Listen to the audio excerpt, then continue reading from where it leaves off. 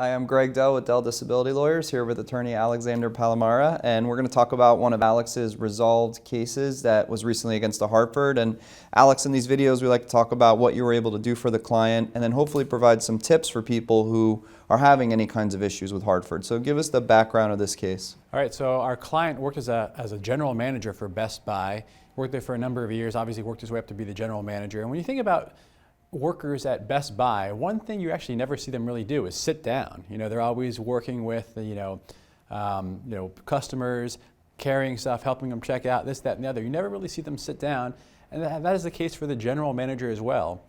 So this guy has significant heart issues. He has small vessel coronary artery disease. He has congestive heart failure. His heart issues were getting worse over the course of years, and suffered from fatigue, chest pain, shortness of breath, swelling in his legs, ankles, feet. He got to the point where he just could no longer do his job. And thankfully, Best Buy provides its employees with coverage under a disability insurance policy. The long-term disability insurance policy is with the Hartford. And he applied on his own, and lo and behold, they did a review, and they approved the claim. Now, what they initially did before they approved the claim is that they did what's known as an independent consultant's review. They used a cardiovascular doctor to perform a review of the client's records, which is the correct doctor to utilize in this situation. This doctor found that he could only walk 20 minutes at a time before needing a 10-minute break, and that he would only be able to walk 2 hours out of an 8-hour day. So Hartford had nothing to do but approve this claim because their own independent doctor said, basically, you have to. This guy can't do his job as a general manager at Best Buy. They approved the claim. And you would think our client would be on claim for at least 2 years before the own occupation period. But unfortunately, he never got to relax on this claim because although he was sending in updated records on a regular basis, Hartford just kept on taking a hard look at this claim. I mean, the first thing they did that he didn't even know about till later on, till I informed him, they did surveillance. And the surveillance showed nothing. They couldn't get him on film. So was that after the doctor already said that the guy's disabled? After the doctor. Hartford never let this claim go. So after they found him to be disabled, they started doing surveillance months later. Surveillance, again, found nothing. So what did they do next? I guess they were dismayed by not being able to prove that he's not disabled. They sent him to an independent medical examination. This is about 7 months after he was initially approved. They sent him to an IME, which is kind of unique because they typically don't do that until maybe the 2-year review comes up or just before the 2-year review. So they were kind of gun-ho on this claim. So they sent him to an independent medical examination doctor who is an occupational doctor, not even a cardiovascular, the correct specialty in this case. Sent him to an occupational doctor, and this doctor found that he could, walk 2 hours at a time for a total of 8 hours per day, and basically the complete opposite of what the cardiovascular doctor had said.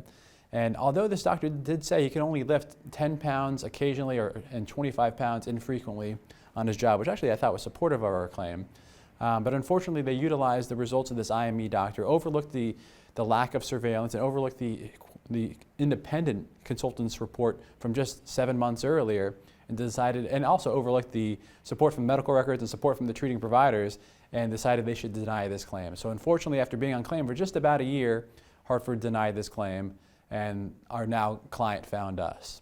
All right, so what did you do in order to get his benefits reinstated? A few things. So the first thing I did was order a copy of the claim file. The claim file is the most important document that you need.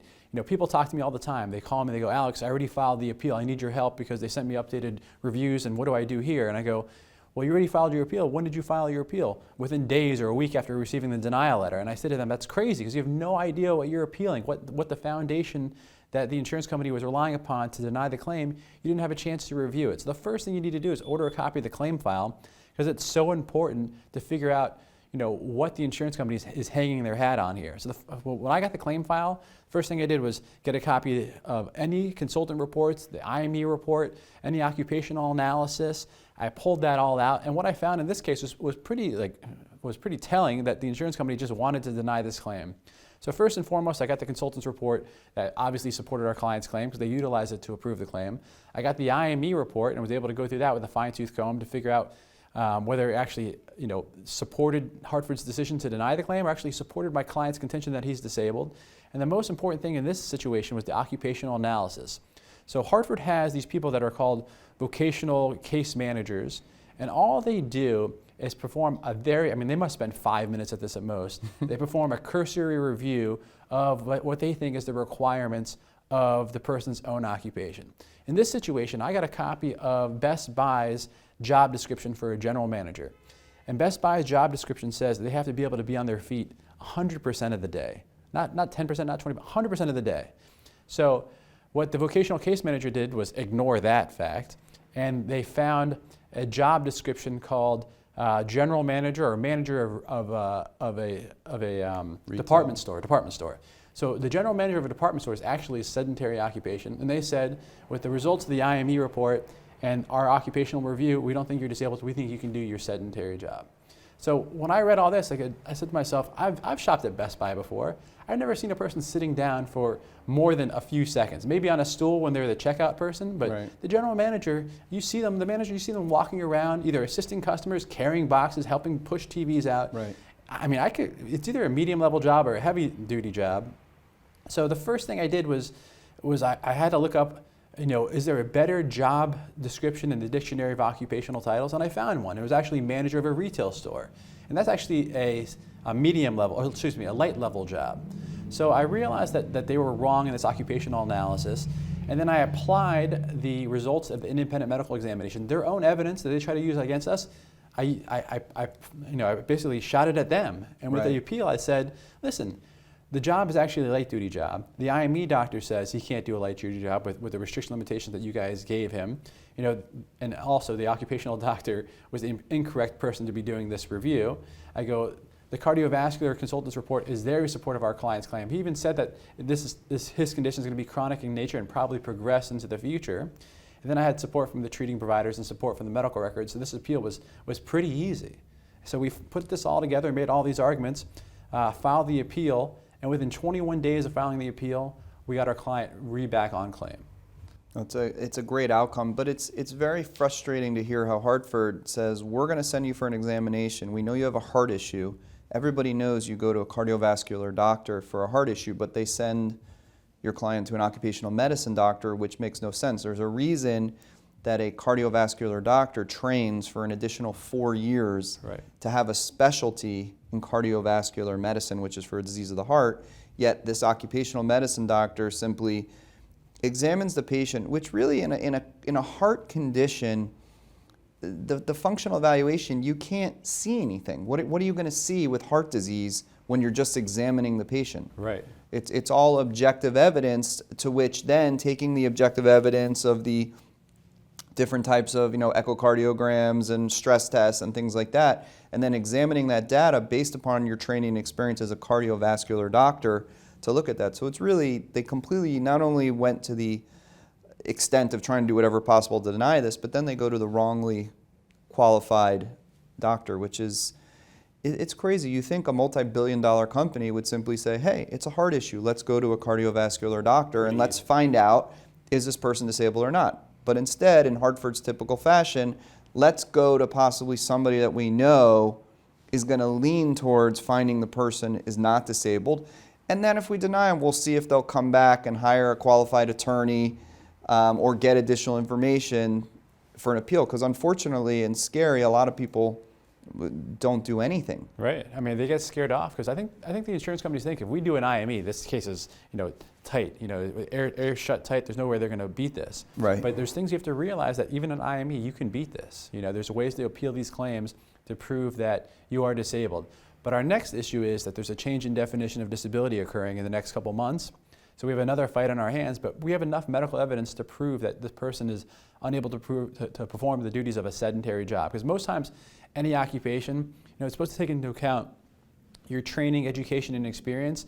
But for the most part, it's always considered a sedentary job. No matter what your training education is, the insurance company always says, oh, they can do a sedentary job, they're no longer disabled. So we have to prove he can't do a sedentary job, and I believe we have enough here, but we're going to still build his claim to prove that he can't do a sedentary job, and we're going to keep him on claim until his policy expires. And it's a great point, because a lot of people think that once you get approved, that's it, you're going to stay on claim. But this case is a perfect example because the claimant got approved in the own occupation definition of disability, then got denied 7-8 months later.